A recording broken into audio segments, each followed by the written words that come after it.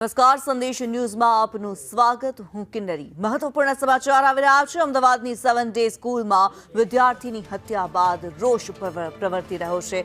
વિદ્યાર્થીની ડેડ બોડીને લઈને વાલીઓ સ્કૂલ આગળ પહોંચ્યા. સ્કૂલ આગળ ચુસ્ત પોલીસ બંદોબસ્ત ગોઠવાયો છે. વાલીઓનું પોલીસ સાથે ઘર્ષણ પણ થયું હતું. ત્યારે વિદ્યાર્થીના મૃતદેહને લઈને તેના વાલીઓ જે છે તે સ્કૂલ ખાતે પહોંચ્યા. વિદ્યાર્થીની અંતિમ જે યાત્રા નીકળી રહી છે તેને લઈને જે વાલીઓ છે સ્કૂલ ખાતે પહોંચ્યા હતા. અંતિમ યાત્રામાં જોડાયેલા લોકોનું પોલીસની સાથે ઘર્ષણ પણ સર્જાયું હતું. સ્કૂલ પાસેથી વિદ્યાર્થીની અંતિમ યાત્રા નીકળી હોવાનું સામે આવી રહ્યું છે. જે દ્રશ્યો પણ અત્યારે સામે આવી રહ્યા છે. અંતિમ યાત્રામાં ઘણા બધા લોકો જોડાયા છે. જિગ્નેશ પટેલ લાઈવ અત્યારે અમારી સાથે જોડાયેલા છે. જિગ્નેશ, વિદ્યાર્થીની હત્યા એનો જે બનાવ બન્યો છે ત્યારબાદ હવે અંતિમ યાત્રાને સ્કૂલ પાસેથી કાઢવામાં આવી છે. શું માહિતી, શું અપડેટ? કિન્નરી, વાત કરવામાં આવે તો જે વિદ્યાર્થીની હત્યા કરવામાં આવી હતી અને ત્યારબાદ અત્યારે જેની અંતિમ યાત્રા છે તે સ્કૂલની બહારથી પસાર થતી હતી. તે સમયે જે ઉશ્કેરાયેલું વાલીઓનું ટોળું હતું તેઓએ વિરોધ કર્યો હતો.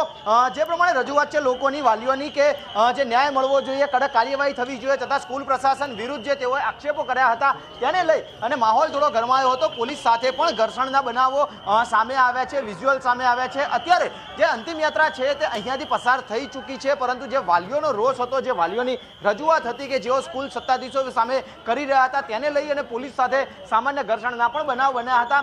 સાથે જ પોલીસે જે આ મામલો છે અત્યારે થાળે પાડી અને જે મૃતદેહ હતો તેને અહીંયાથી સ્મશાન તરફ રવાના કરી દીધો છે. તો બીજી તરફ સ્કૂલ કેમ્પસની અંદર જે અંતિમ યાત્રા છે તે લઈને વાલીઓ ન આવી પહોંચે, પરિવારજનો ન આવી પહોંચે તે માટે સ્કૂલના ગેટ છે તે પણ બંધ કરી દેવામાં આવ્યા છે. એટલે કે સ્કૂલ ખાતે ચાંપતો બંદોબસ્ત પોલીસ દ્વારા ગોઠવી દેવામાં આવ્યો છે. અને જે અંતિમ યાત્રા છે કે જે વિદ્યાર્થીના ઘરેથી નીકળી એટલે કે ઘોડાસરથી નીકળી અને જે કહી શકાય સ્મશાન સુધી જનાર છે ત્યાં સમગ્ર માર્ગ પર પોલીસની હાજરી અને ચુસ્ત બંદોબસ્ત છે તે જોવા મળી રહ્યો છે. બીજી તરફ સ્કૂલની બહાર પણ જે તોફાની તત્વો હતા કે જેઓ વિરોધ કરી રહ્યા હતા તેમાંના એક જે યુવક હતો તેને પણ પોલીસે અટકાયતમાં લીધો હતો. અત્યારે તેની જે પૂછપરછ છે તે કરવામાં આવી રહી છે કે આખરે તે શા માટે અહીંયા સ્કૂલ સુધી આવ્યો હતો, કયા કારણોસર તે આ ટોળામાં હતો અને આખરે તેને આ ટોળા સાથે શું નિસ્બત છે તે અંગે પોલીસ તપાસ કરી રહી છે. અને જે કહી શકાય કે યુવક છે તે લોકોને કહી શકાય કે જે સામાન્ય રીતે ટોળાને ઉશ્કેરી રહ્યો હતો તે બદલ તેના વિરુદ્ધમાં અત્યારે ક્રાઇમ બ્રાન્ચ છે તે કાર્યવાહી કરી રહી છે. બીજી તરફ સ્કૂલ ખાતે અત્યારે જે ગઈકાલનો જે બનાવ હતો અને આજે સવારે પણ એક યુવકને ઈજા થઈ હતી જેના માટે એફએસએલની જે ટીમો છે તે આવી પહોંચી છે. અને બીજી તરફ જે સ્કૂલની બહારથી જે અંતિમ યાત્રા પસાર થતી હતી તેને અહીંયાથી પોલીસે રવાના કરી દીધી છે. અને સ્કૂલની અંદર કોઈ અઘટિત બનાવ ન બને, ફરી વખત વાલીઓ સાથે ઘર્ષણ ન થાય, સ્કૂલ સંચાલકો અને પોલીસ સાથે ઘર્ષણ ન થાય તે માટેનો જે ચાંપતો બંદોબસ્ત છે તે અત્યારે જોવા મળી રહ્યો છે. સ્કૂલના ગેટ પરથી વાત કરીએ તો જે અંતિમ યાત્રા સ્કૂલ આગળથી પસાર થનારી હતી તેને લઈ સ્કૂલમાં પણ ચાંપતો પોલીસ બંદોબસ્ત રાખવામાં આવ્યો હતો. પરંતુ જે વાલીઓ અને જે પરિવારજનોની રજૂઆત હતી ત્યારબાદ સ્કૂલની બહાર પણ સામાન્ય જે ઘર્ષણના દ્રશ્યો છે તે જોવા મળ્યા હતા. જોકે અત્યારે હાલ પોલીસે જે સ્થિતિ છે તેને કાબૂમાં લઈ લીધી છે. જી કિન્નરી. જી, ધન્યવાદ જિગ્નેશ આ માહિતી માટે. 7 ડે સ્કૂલમાં એક વિદ્યાર્થીએ અન્ય વિદ્યાર્થીની હત્યા કરી નાખી હતી અને આ બનાવને લઈને રોષ ભભૂકી ઉઠ્યો છે. વાલીઓમાં રોષ છે. જે સમાજ છે, સિંધી સમાજના લોકો દ્વારા પણ વિરોધ કરવામાં આવ્યો. સ્કૂલ ખાતે તોડફોડ કરવામાં આવી છે. હાલ પોલીસનો ચાંપતો બંદોબસ્ત ગોઠવાયેલો છે સ્કૂલ ખાતે. ત્યારે જે વિદ્યાર્થી છે, મૃત્યુ પામનાર જે વિદ્યાર્થી છે તેની અંતિમ યાત્રા જ્યારે નીકળી હતી ત્યારે આ અંતિમ યાત્રાને 7 ડે સ્કૂલની પાસેથી કાઢવામાં આવી છે. 7 ડે સ્કૂલ ખાતેથી કાઢવામાં આવી છે.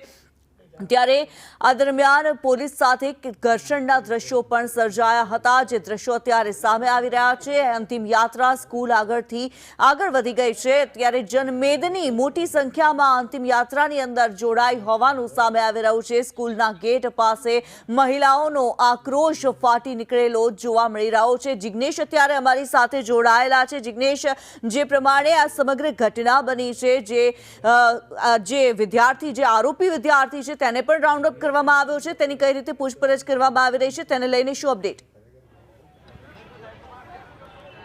વાત કરવામાં આવે કિન્નરી તો જે વિદ્યાર્થી છે જેણે હત્યાને અંજામ આપ્યો છે તેની પણ અત્યારે ખોખરા પોલીસ સ્ટેશન દ્વારા પૂછપરછ કરવામાં આવી રહી છે. ખાસ કરીને જે વિદ્યાર્થી છે જેણે આ હત્યાને અંજામ આપ્યો હતો તેને લઈ ખાસ કરીને લોકોમાં વિરોધ છે તે જોવા મળી રહ્યો છે. સાથે જ જે સગીર વિદ્યાર્થી છે તેણે હત્યા કરવા પાછળનું કારણ માત્ર સામાન્ય ઝઘડો હતો કે પછી તેના પાછળ અન્ય કોઈ કારણ જવાબદાર છે તે અંગે પણ પોલીસ તપાસ કરી રહી છે.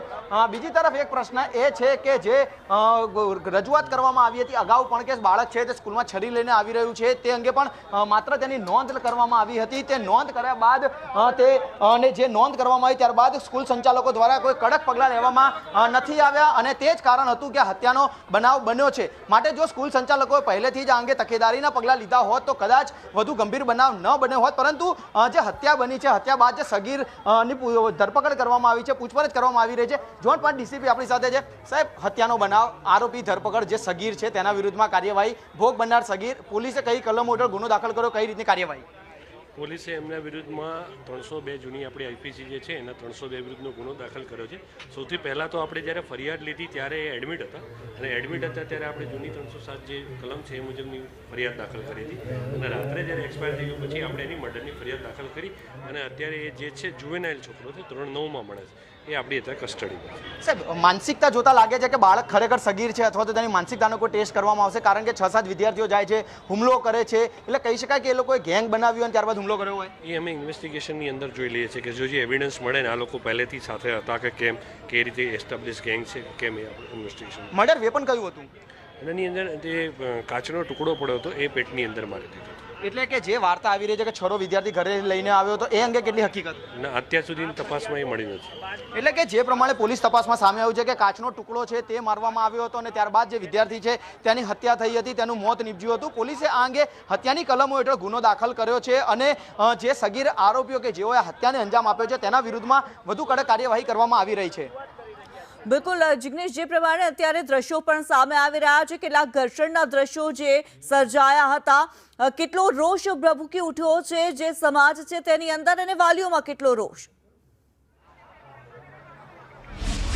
ખાસ કરીને વાલીઓનો રોષ જો આજે જોવા જઈએ તો ચરમસીમા પર છે. કારણ કે એક 10મા ધોરણમાં ભણતા વિદ્યાર્થીની હત્યા કરવામાં આવે છે, બાળકની હત્યા થાય છે, હત્યા કરનાર પણ બાળક છે અને આ માનસિકતા ઉપર સવાલ ઉઠાવતા વાલીઓ આજે જોવા મળ્યા હતા કે જો માઇનોર બાળકો એટલે કે નાની નાની ઉંમરના બાળકો જો આવી રીતે હથિયાર સાથે હુમલા કરી અને કોઈ પણ વ્યક્તિની હત્યા નિપજાવી શકાય તો તેમની માનસિકતા કેટલી વિકૃત અથવા તો કેટલી ખરાબ હશે તે માની શકાય છે. અને પોલીસ પણ આ કેસના અંદર જે શકમંદો અથવા જેને હત્યા કરી છે, જે વિદ્યાર્થીઓની પૂછપરછ કરવામાં આવી રહી છે, જેમની ધરપકડ કરવામાં આવી રહી છે, તેની માનસિકતાને લઈને પણ તપાસ કરવામાં આવશે કે જો પ્રી પ્લાનિંગ આ હત્યા હશે તો અન્ય કલમોનો ઉમેરો, તેની માનસિકતા માત્ર તે સગીર છે એના કારણે તેને કોઈ પણ પ્રકારનો લાભ ન મળે તે માટેની પોલીસ છે તે તૈયારી જોવા મળી રહી છે. માટે આ કેસના અંદર જે સગીરની વિરુદ્ધ પગલાં લેવામાં આવી રહ્યા છે, જેણે હત્યા નિપજાવી છે, તેના વિરુદ્ધ પોલીસ તપાસમાં શું કાર્યવાહી કરવામાં આવે છે તે જોવું મહત્વનું છે. કારણ કે વાલીઓનો રોષ છે તે ચરમસીમા પર છે. કારણ કે જે એક નિર્દોષ બાળક માત્ર રોકતા અથવા ટોકતા જો તેની હત્યા થતી હોય તો જે આરોપીઓ છે તે આગામી સમયમાં કેવા ગંભીર ગુનાઓને અંજામ આપશે તેવા પણ સવાલો આજે વાલીઓએ ઉઠાવ્યા હતા. જી ધન્યવાદ જિગ્નેશ આ માહિતી માટે.